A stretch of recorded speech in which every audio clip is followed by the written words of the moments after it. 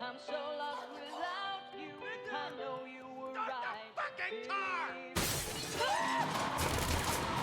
I haven't seen Deadpool 2 since it was shown in theaters, and I remembered feeling a bit mixed about it. Yeah, it was funny, it was pretty entertaining, but not as good and as fun as the first one. It felt like it was going too much into the direction of what it satirized. Also, the movie-going experience wasn't that great, as we entered the theater like 10 to 15 minutes too late. I mean, I told the others we should get there in time, but when do people ever listen to me? Anyways, I decided to rewatch the second one in preparation for Deadpool and the Wolverine, and see if it was still only okay, the way as I remembered it. But this time I watched it in the longer Super Duper Cut, which changes some scenes up and extends the movie in general in action and jokes.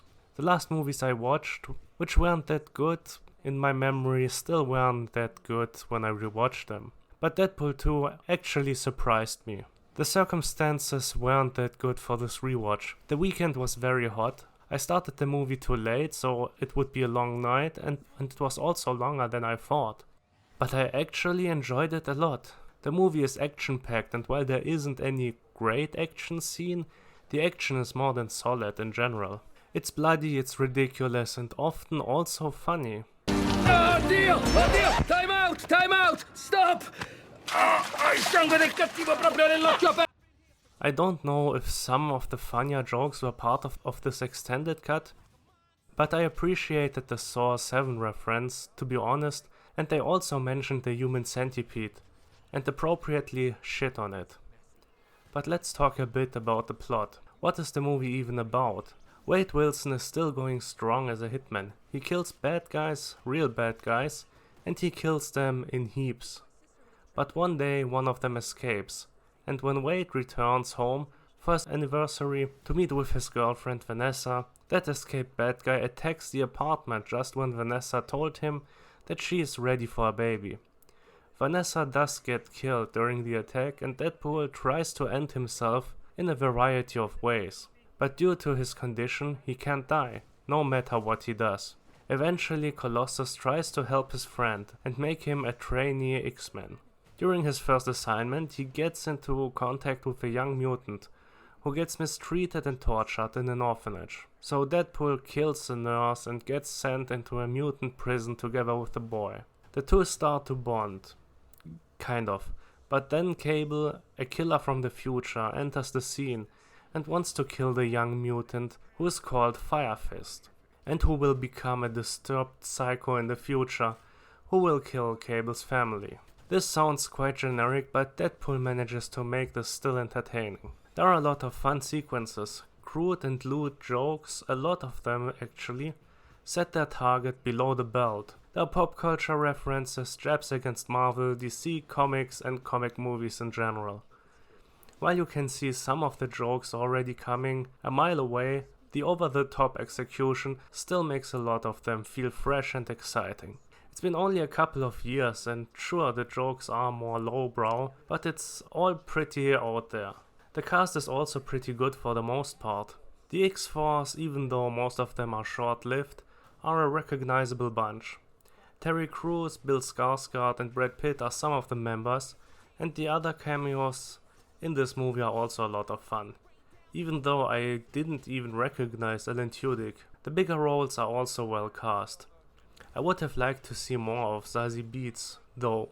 Josh Brolin as Cable is serviceable, but I think any other tough guy would have also worked. The actor playing Fire Fist was okay.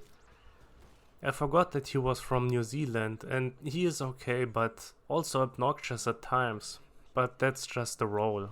Ryan Reynolds is of course the star of the movie, and I'm not just talking about him playing the main role. He has made Deadpool the role of his lifetime, and it's hard to imagine anyone else in the role now. It's kind of like Robert Downey Jr. in Iron Man, I would say, and his behavior and comedy fits the character from the comic very well, and Reynolds can really shine with his comedic talent. While I do like him in serious roles like Buried or to a certain extent Smokin' Aces, I also appreciate him as a comedic actor. He was making Blade Trinity kind of watchable. His parts in Van Wilder, Scrubs and Harold and Kumar were quite funny, and it shows here again that he also could be a comedian, that he has a sense of humor. So the movie is funny, the action by director David Leitch is well made, and it was pretty entertaining. I guess it really just were the circumstances of my first viewing in the cinemas, which made me like this quite a bit less than the first one when I originally watched it. Deadpool 2 is tons of fun.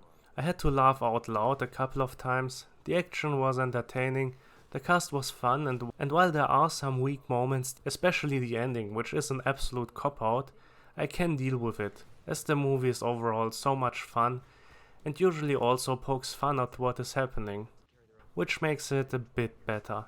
It was actually so good, I will probably rewatch the first one next weekend. So would I recommend Deadpool 2? Well, yes of course, but only to certain people. But you don't really need my opinion on this one, I think. If you want to watch it, you have probably already made your mind up. And the same goes for everyone who doesn't want to watch this, due to the humor, violence or simply superhero fatigue. This is a different kind of superhero movie, but it's not like The Boys. It just pokes fun at other superheroes and media in general. It doesn't deconstruct the superhero genre or media in general, or offer social commentary. Deadpool 2 is just plain fun, and that's okay. And I will give Deadpool 2 in the Super Duper Cut a 8 out of 10. Maybe I will even raise the number at some point, and it's definitely much better than the game.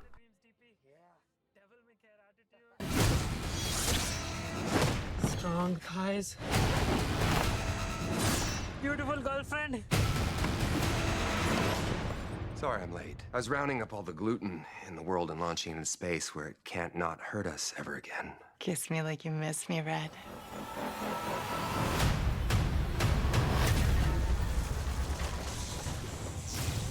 What in the fuxicle is this? My name's Cable. I'm here for the kid. What? The kid? Move or die.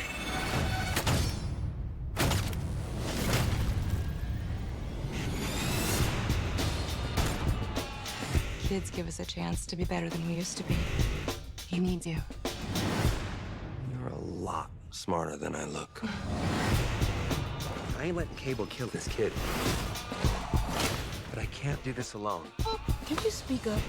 It's hard to hear you with that pity dick in your mouth. We're gonna form a super duper fucking group. We need them tough, morally flexible, and young enough to carry their own franchise for 10 to 12 years. We will be known as X-Force. Isn't that a little derivative? You're absolutely right. Now, let's go get our fuck on. Don't call it a comeback. I've been here for years. I'm rocking my fears, putting suckers in fear, making the tears rain down like a monsoon. Listen to the bass go.